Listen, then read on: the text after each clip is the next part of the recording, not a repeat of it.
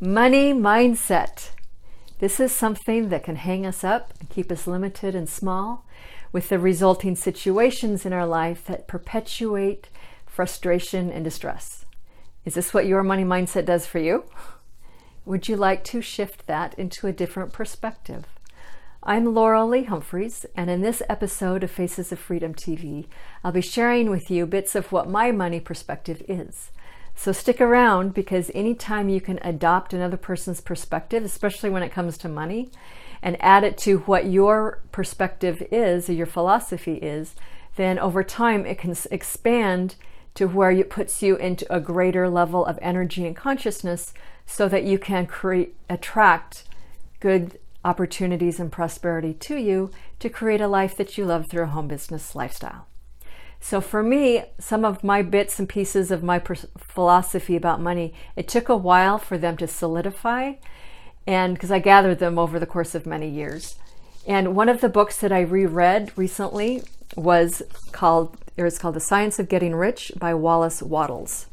So there's a few things in there that he said that helped solidify my current perspective. So what I'll be sharing with you, I've got some notes. I'm going to read a little bit of my perspective to you and see if that resonates with you, and see what parts of what I share with you is something that you can adopt for yourself. So, how I define prosperity is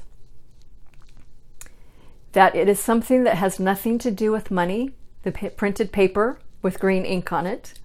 It's the energy, it's the consciousness behind what you do to generate your income. It's how you view your life overall. And it's also about your relationship with you.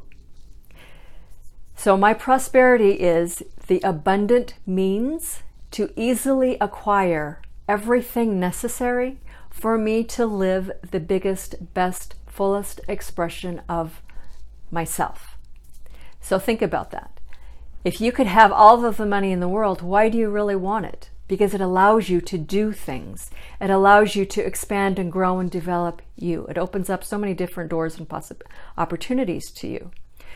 So ultimately, it's the drive or the desire for money to me is ultimately the inner yearning or longing or desire for us to express ourselves, to grow and become the potential of what we can be, to become full of who we are. Recognize that, develop it, cultivate it, and then be able to bring all of your fullest self into the current moment, to be present, engaged, and grounded. Engaged in your life, coming from the fullest of you. The prosperity or the abundance of you, your beingness, your energy, your consciousness. All of that here, focused in the moment, is prosperity. When you're grounded here and in the moment, comfortable with yourself, comfortable in your body, then whatever it is that you're doing, you can show up fully. You can engage with people fully. People are much more attracted to you because they sense that you're here, you're present.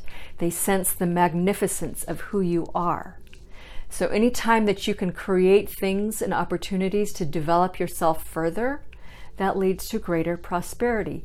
And then the material things, the material trappings or the money, that's just the end result. That's the effect of what you do initially first to develop yourself, to bring all of you present here and into your life, to be the fullest expression of you.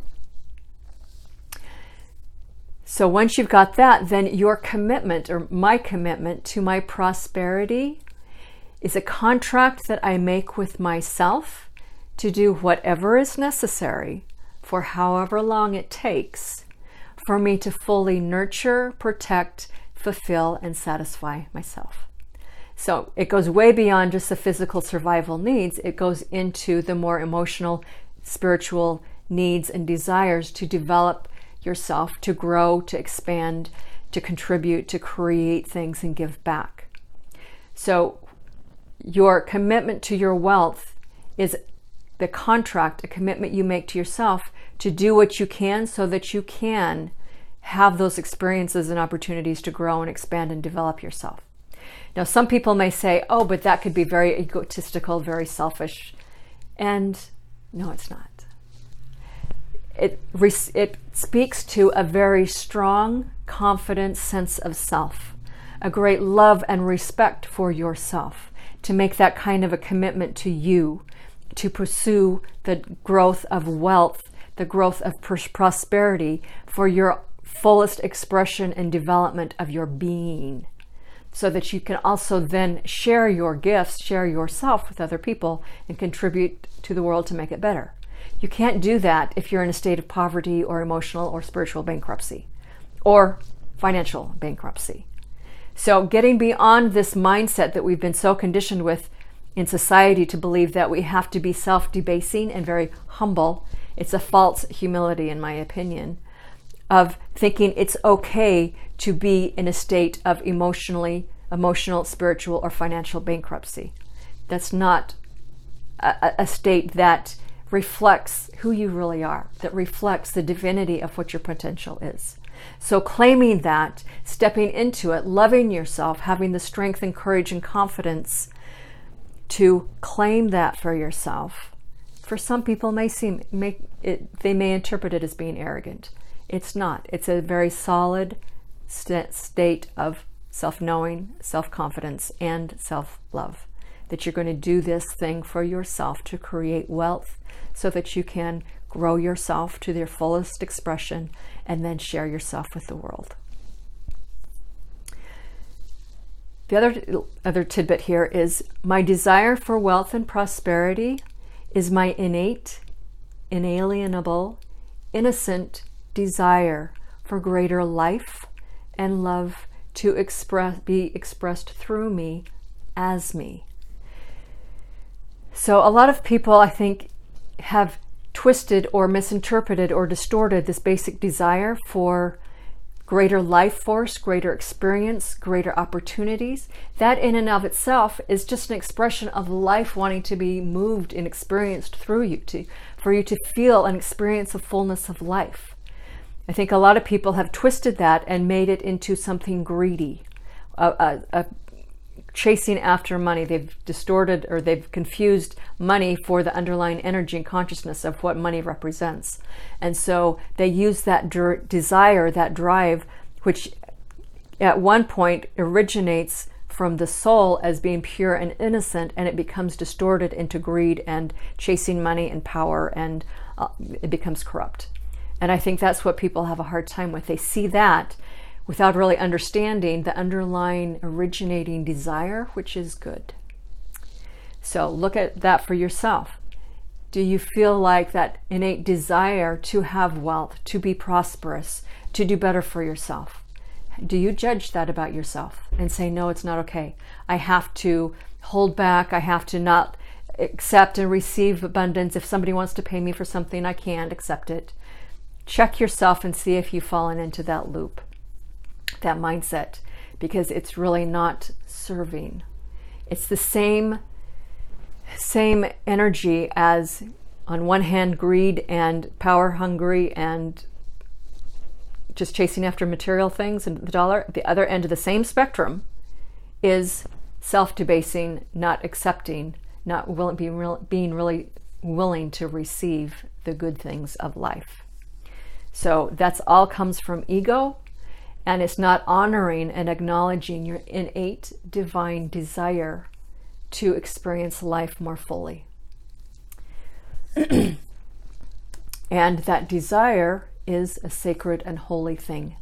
It's basic life force, your essence, your spirit, wanting to experience all that there can be, rather than shutting it down and calling it bad and then judging or whatever you do in your head about it. Acknowledge it and honor it and give it voice by the actions that you do in your life that create greater prosperity for yourself, so that you can be the fullest potential of you, as well as giving yourself to others through your creative gifts and contributions. So out of that, then you create this circuit or flow of energy, this loop of creative contribution that you're giving out into the world, of who you are, of what you have to offer, and in return you receive it back. You learn how to receive. You'll learn how to accept prosperity. You'll learn how to say, yes, I deserve this. I'm worth it because I am committed to my fullest development of myself, my prosperity. So look again at yourself and how you do your life. It's like, are you crimping and contracting the flow of energy in one way or in one direction or the other? Are you withholding your gifts and your contributions? And are you having a difficult time receiving good things from people or from life and what life has to offer you on a day-to-day basis? Check that flow and how you're allowing the energy to flow through your body into your life and then back to you again. Because that's the wider that flow, the more you can open up to it, the more you can receive greater prosperity. So how do you define your prosperity? Do some of the things that I've offered here, can they be added to your perspective and to help you expand your thinking about what prosperity and wealth really is? As with all of my videos, then I always offer you things to aid you in whatever it is that I'm talking about for the day. And today is no different. So my downloaded gift for you, it's a guide that talks about 7 reasons why you need recurring income. You cannot create true prosperity and wealth if your time and your energy is chained to trading time for dollars. One of the reasons why you got into a business is so that you can create and offer your contributions, your gifts, your messages to the people, to the world, and you've got to be able to sustain yourself, to support yourself with that. Rather than getting stuck in this feast or famine, yo-yo income rut of I have a client, therefore I have income. Now the client went away, the contract ended, so now I have no income. Getting out of that loop, that yo-yo of the trading time for dollars through creating recurring or residual income into your business to sustain your life, to allow you more prosperity and opportunities to develop yourself and your potential. So grab that download, read through it, see how you can apply it and what kind of things that you can do or move aside to create space in your life and your business to create recurring or residual income. And if you'd like to know what I'm doing to create my recurring income, then reach out to me. I'm happy to share with you the business that I'm involved with that creates the residual income for me. So, did you find value in this video? What kind of money perspective do you have? What does money and wealth mean to you? What does offering your gifts and contributions do or mean for you? And how do you do that in a way that honors yourself as well as your clients, rather than debasing and putting yourself last, as many people want to do? So I'd love to hear from you. What are your thoughts about what I shared with you? And so leave a comment, subscribe to my channel, Faces of Freedom, as well as share this video for others who you feel may benefit from what I shared today. And as always, I drop a new video with new downloadable resources for you every week so that you can create a life that you love through a home business lifestyle. You can also find me at my website, LoraleeHumpherys.com, and on Facebook under my name, Loralee Humpherys. So until then, have a beautiful and prosperous week, and we'll see you again soon. Take care.